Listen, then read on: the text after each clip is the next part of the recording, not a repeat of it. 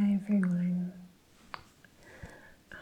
welcome to another episode of my children's book reading series. And a bit later, this is the book we're going to be reading, which is Coretta Scott King's story, I Kept on Marching.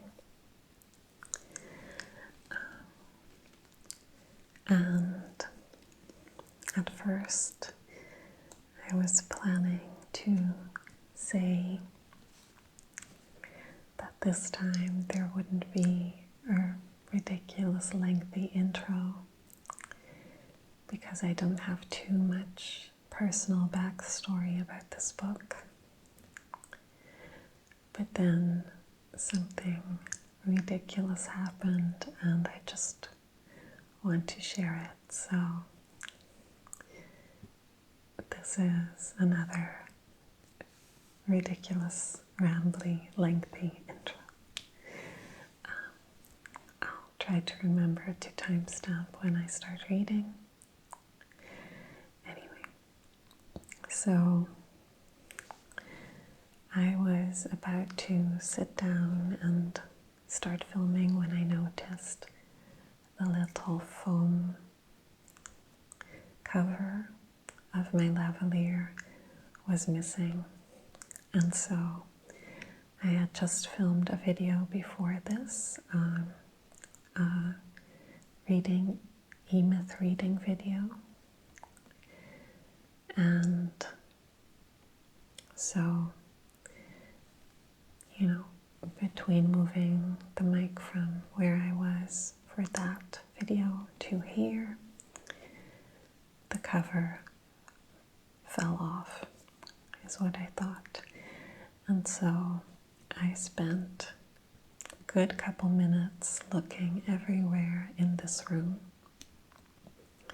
In this area, it's round and it's light. So when I didn't immediately find it, I thought it might have rolled underneath somewhere.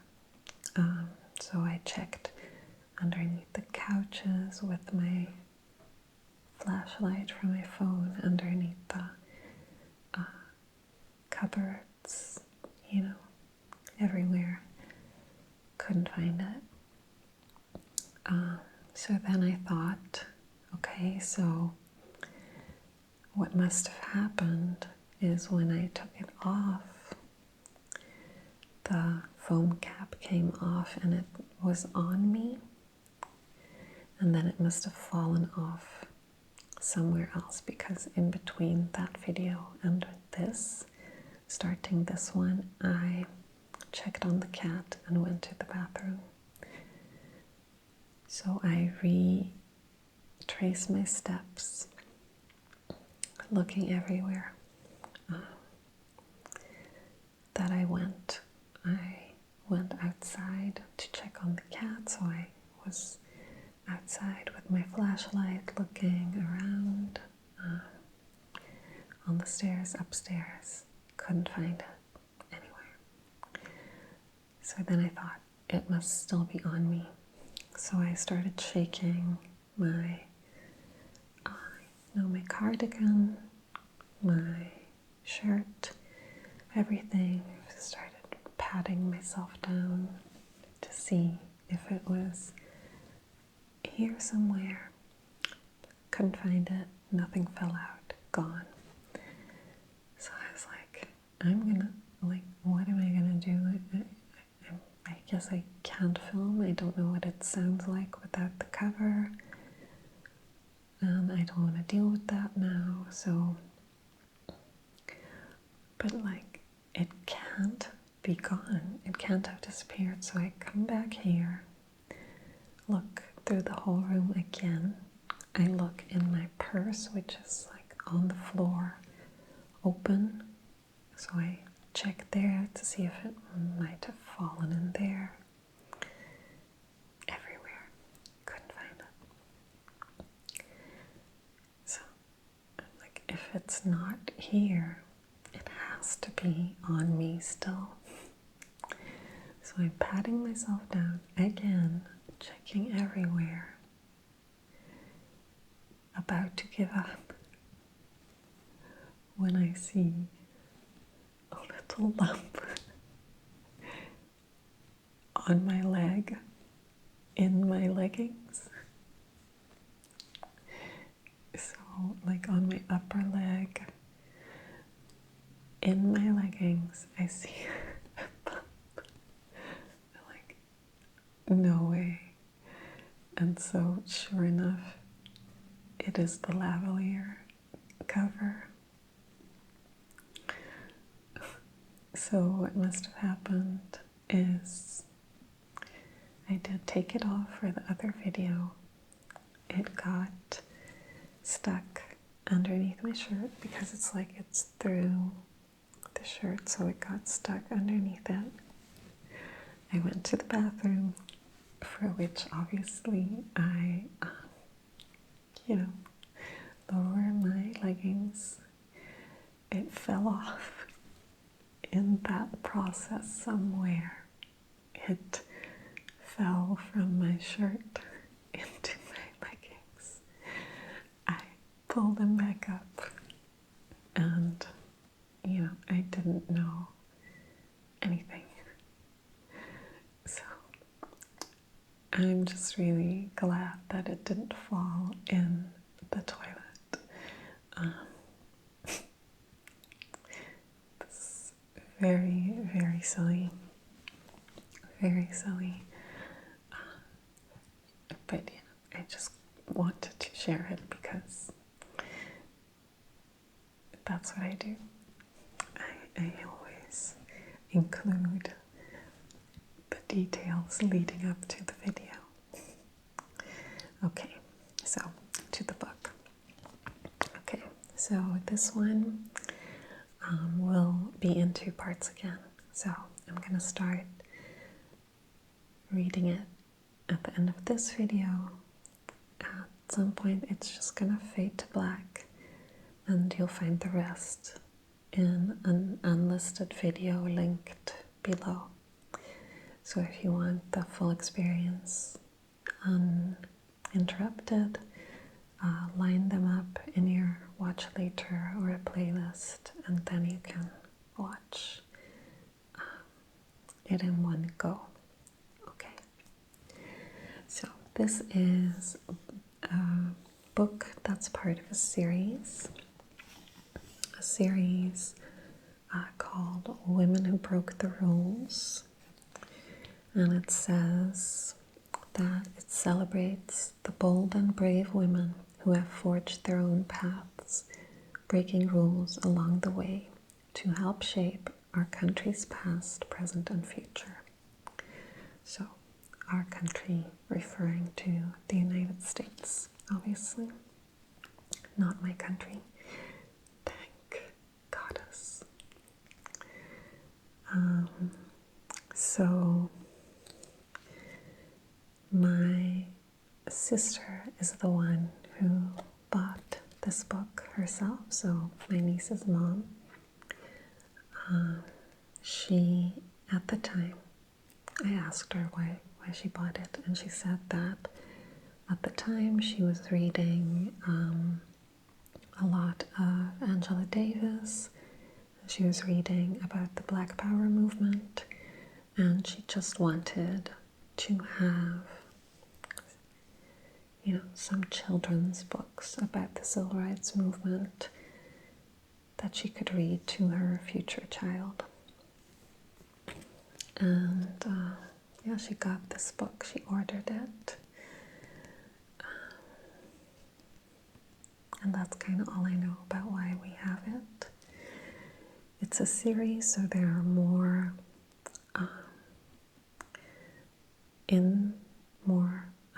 books in the series. There's one about Judy Blume, Dolly Madison, Sacagawea, Sonia Sotomayor. So there's more. And this one is about Coretta Scott King. and it is written by acclaimed biographer and award-winning author Kathleen Krull and illustrated by Laura Freeman. So, this is the book. Coretta Scott King, I Kept on Marching, by Kathleen Krull. So, once again, I would urge you to buy the book yourself if you like it. Never Amazon. And I hope you enjoy it. I have never read this one yet myself. I haven't read it. So we'll be discovering it together. I'm kind of gonna sidle up to you and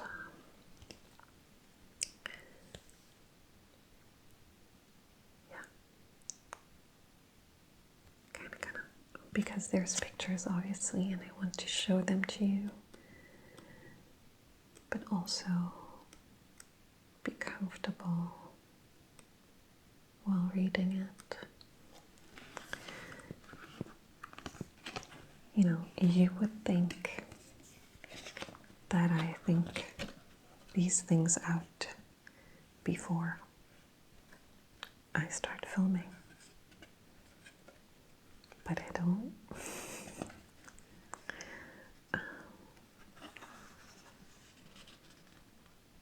Okay, we'll figure it out.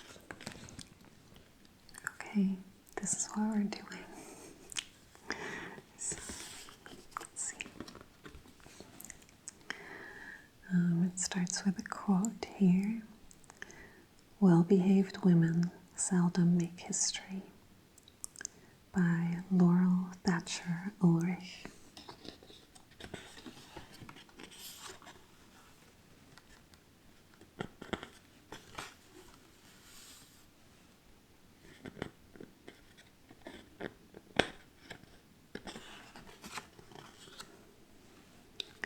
Table of contents here.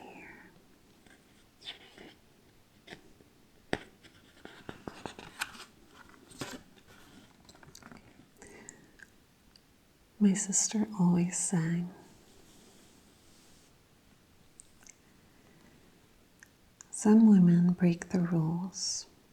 Others break the rules. The racist laws that once kept blacks and whites strictly apart, especially in the southern states. Before the rules were changed, life was all uphill for an African American girl in the rural South. Singing was one of the things that gave Coretta Scott the guts to climb up and over the rules. My sister always sang, said Edith Scott. All of us sang. My mother sang.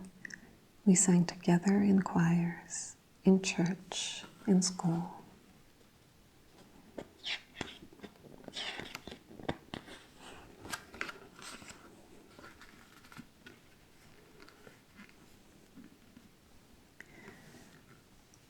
Coretta was born April 27, 1927, near Marion, Alabama. This was a farming community where the leaders were her family members. Her name came from two relatives, a grandmother Cora and an aunt Etta. Slavery had ended 60 years earlier, but rules were in place. Rules enforced by violence. Blacks still had different drinking fountains and bathrooms, swimming pools and parks, jobs and parts of town to live in. At the movies, they had to sit in the balcony. On buses, they had to sit in the back and give up their seats if whites wanted them. Blacks were often prevented from voting, so it was hard to change things legally.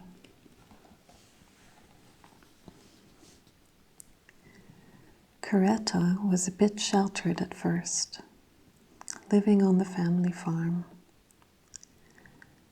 But at the local ice cream store, while all the white kids got served, she had to stand at the back door with the other black kids.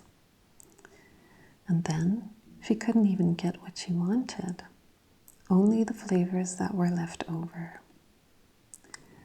On visits to town, white kids would try to force the black kids off of the sidewalks, and this scared Coretta. Hurt, confused, and sometimes angry, that was how the unequal treatment made Coretta feel.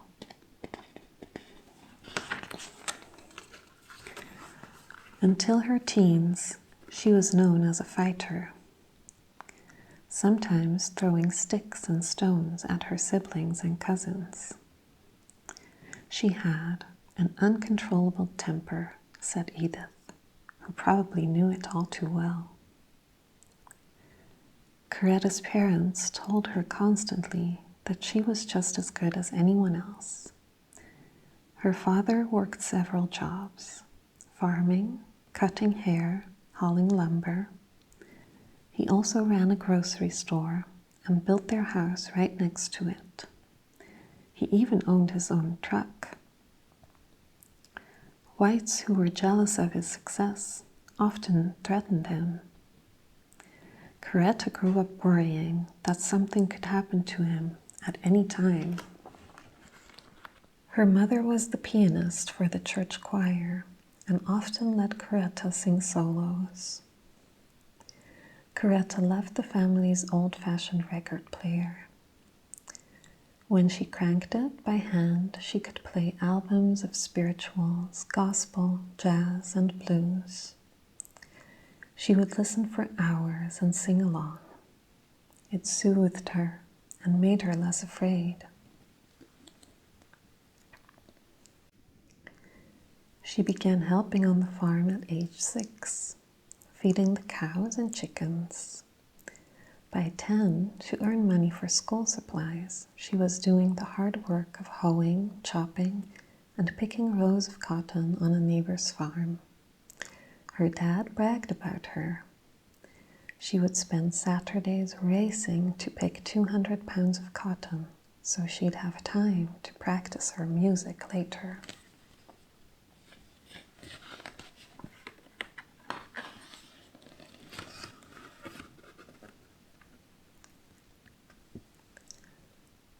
White grade schools had books, bathrooms, and buses to take students home.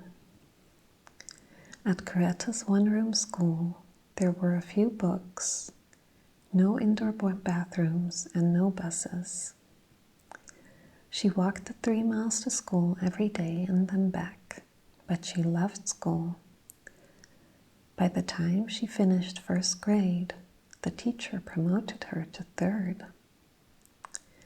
In 6th grade, she made a splash by reciting aloud Paul Revere's Ride, all 130 lines of Henry Wadsworth Longfellow's poem. The nearest black high school was 10 miles away. At first, she stayed with a family in town. Then her mom, the first black woman to drive a car in the area, became a school bus driver and took her back and forth. Coretta blossomed in the school's strong music program. Her teachers taught her about classical music and all the leading black performers of the day. They sent students out of state to give concerts, performing works like George Friedrich Handel's Messiah. She couldn't get enough. She learned to play the piano, trumpet, violin, and several other instruments. By 15, she was the pianist and choir director for her church. It was obvious that her genius was for singing. Her voice was like a clear and powerful liquid. To Coretta, music wasn't just a matter of notes on a page. It went deeper. She saw how music soothed both black and white audiences, how it stirred emotion. As a friend observed, she was on a higher plane than most of the people her age, and music put her there.